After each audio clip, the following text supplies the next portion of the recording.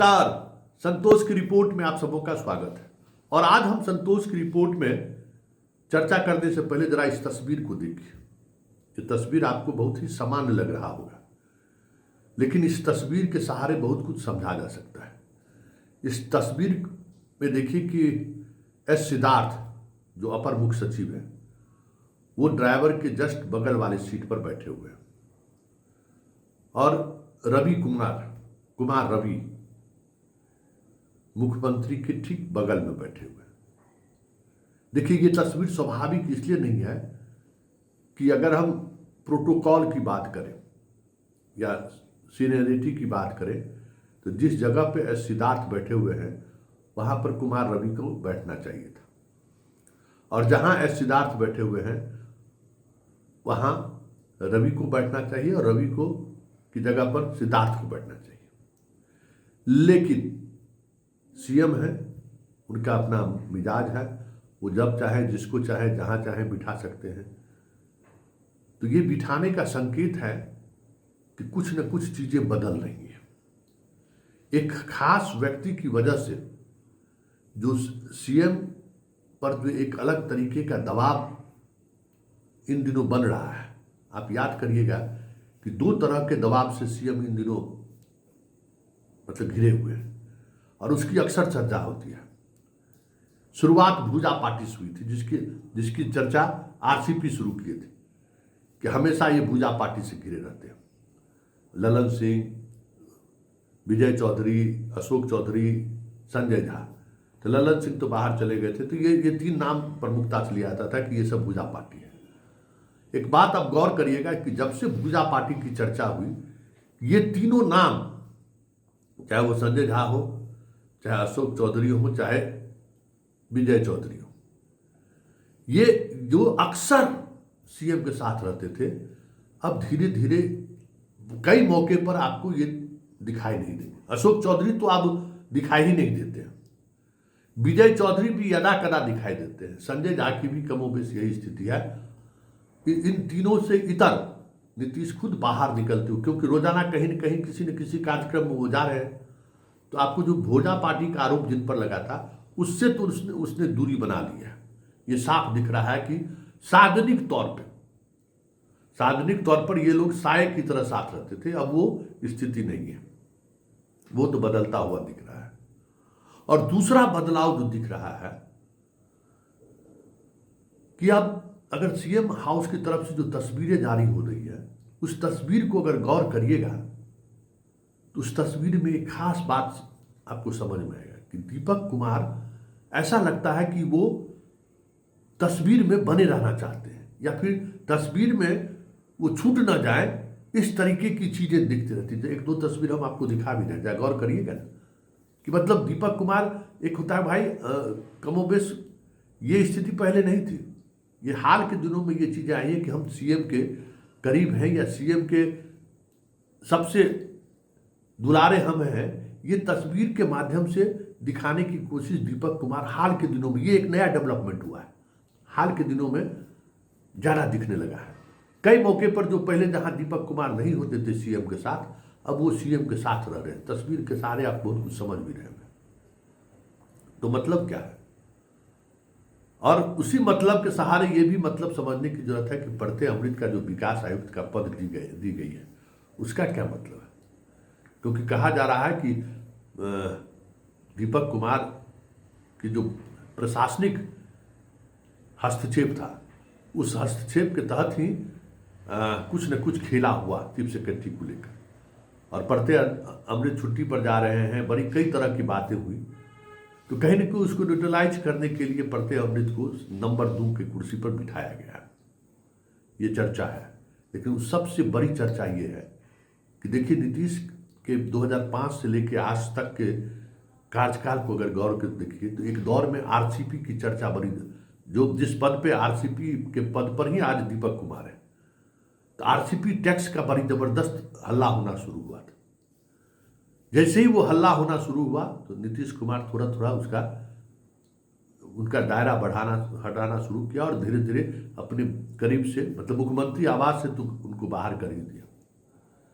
दो ऐसे चेहरे उनके पास रहे जिनको लेकर कभी प्रशासनिक महकमों में भी और बाहर भी कुछ कभी इस तरीके की चर्चा नहीं हुई, करे वो भी कोई टैक्स लेते होंगे या वो उनका एक अलग तरीके का कुनबा बना हुआ है, चाहे वो चंचल कुमार हो चाहे अंजनी बाबू हो। दो नाम हम लोग, और ये मतलब 2005 से लेके 2025 तक की, अगर हम 24 तक की बात करें तो अधिकांश समय आरसीपी के समय में भी ये दोनों अपने अलग अंदाज में सीएम के साथ रहे हैं। और उस दौर में कुछ ऐसी बात नहीं दिखी जो आज दीपक कुमार की वजह से दिख रही है। भाई लग रहा है जैसे पूरी सरकार दीपक कुमार चल रहा है, हर जगह ये इमेज सामने आता है कि दीपक कुमार ही आईपीएस आईएएस का ट्रांसफर पोस्टिंग कर रहा है, सब कुछ उन्हीं के अनुसार डीएसपी एसडीओ लेवल पर वो उनकी चल रही है, सब कुछ हो रहा है। जो गांधी बाबा का खेल होता है सो खेल भी हो रहा है, जो कुछ उस तरीके की जितने भी तरह के खेल हो रहे हैं उस खेल में कहीं न कहीं दीपक बाबू फिट बैठ रहे हैं। ये खूब चर्चा हो रही थी। लेकिन हाल के दिनों में आईएएस आईपीएस की जो ट्रांसफर पोस्टिंग हुआ है उसमें ये चीजें चर्चा कम आ रही है। जो लोग झोला छाप थे आईएएस आईपीएस में, अधिकांश की पोस्टिंग नहीं हुई है। यंग ऑफिसर पर भरोसा दिया गया है। और ये सब बदलाव कुमार रवि के मुख्यमंत्री आवास पहुंचने के बाद धीरे धीरे दिखनी शुरू हो गई है। और विजेंद्र यादव चाह रहे थे कि रवि को हम ऊर्जा विभाग में ले जाएं, तो कहा जा रहा है कि सीएम ने कहा कि अब बस करिए, अब आपको दूसरा जिसको देखना है देखिए, अब रवि को हमारे पास रहने दीजिए, रवि की जरूरत है। मतलब एक जो घेराबंदी की जो बात आ रही थी ना, उस घेराबंदी से अपने पार्टी को पहले उन्होंने निकाला, चाहे किसी सबको पद देकर ही सही, अपने आप को उससे दूरी बनाते हुए दिखे। अब ब्यूरोक्रेसी में भी जो एक खास व्यक्ति का प्रभाव जो दिख रहा था, प्रभाव मंडल दिख रहा था, उस प्रभाव मंडल से अपने आप को निकालते हुए दिखाई देने की कोशिश नीतीश जरूर करने लगे। और हम इस बीच जितनी तस्वीरें हम आपको दिखाएं उस तस्वीर से समझ सकते हैं कि दीपक कुमार अब उपस्थिति दर्ज करना चाहते हैं कि नहीं हम सीएम के साथ हैं, और ऐसे तस्वीर खिंचा रहे हैं जैसे एकदम प्लान करके वो कैमरों के सामने आके तस्वीर खिंचा रहे हैं। अमूमन इस तरीके की तस्वीरें से बचते रहे। पहले कहाँ दीपक कुमार इस तरीके से तस्वीर छपवाने में विश्वास करते, लेकिन अब वो तस्वीरें इस तरीके से आनी शुरू हो गई है। मतलब वो समीकरण भी बदल रहा है। ऐसे में यह चर्चा स्वाभाविक है कि देखिए दो फ्रंट पर नीतीश कुमार पिछले कई महीनों से घिरे हुए हैं। पॉलिटिकल फ्रंट में अगर बात करें तो पार्टी के अंदर अशोक चौधरी जैसे नेता से एक थोड़ा सहज नहीं है, परिवारवाद के बारे में बोलते हैं और उनके खुद मंत्री परिवारवाद के पैरोकार बने हुए हैं। पदाधिकारी की बात करिए तो ये देख रहे हैं ना, अशोक चौधरी को भी देख रहे हैं कि कहाँ बेलागंज में प्रचार कर रहे हैं अकेले। गजब, मतलब कोई किसी जदयू के कार्यकर्ताओं के साथ नेताओं के साथ मंच शेयर नहीं कर रहे हैं, वो एक अलगे दिशा में बढ़ रहे हैं। और वो वहाँ भी खबर है कि अब वो पहले वाली फ्रीक्वेंसी नहीं रहा मुख्यमंत्री आवास में, ये सीधे आप चले गए, तो वो फ्रीक्वेंसी भी अब पहले वाला नहीं रहा। तो ये सारी चीजें जो है ना एक बदलाव का संकेत है। अब इस संकेत का असर बिहार की ब्यूरोक्रेसी पर कितना जल्द पड़ता है ये तो आने वाला वक्त बताएगा, क्योंकि इतना तय है कि इस अभी वर्तमान सेटअप में भले ही यंग आईएएस आईपीएस अधिकारी फील्ड में गए हैं, यंग डीएसपी एसडीओ भी काफ़ी संख्या में फील्ड में गए हैं, लेकिन सारे के सारे बेलगाम हैं, कोई पकड़ नहीं है, ये साफ दिख रहा है। फील्ड में जाइए तो लगता है अराजक की स्थिति है, लगता ही नहीं कि कोई सरकार यहाँ पे है। राष्ट्रपति शासन में भी ये स्थिति नहीं देखने को मिलती है, वो स्थिति दिख रहा है। और यही तो यूएसपी नीतीश कुमार का रहा है। कब तक जंगल राज के सहारे जो है सियासत करते रहेंगे?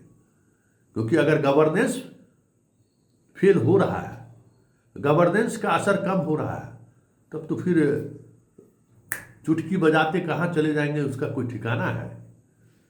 क्योंकि जो परिस्थिति है उस परिस्थिति में कितने दिनों तक लोग इनको लेकर चलता रहेगा, करे कोई नहीं है तो चलिए ये भी सही। गवर्नेंस में कमी की वजह से लोग अब तंग आने लगे हैं। अरे छोड़ो, अब होता ना कि अति होना, अब बहुत हो गया। तो गवर्नेंस उसी दिशा की तरफ बढ़ रहा है। ऐसे में कंट्रोल करने की जरूरत है।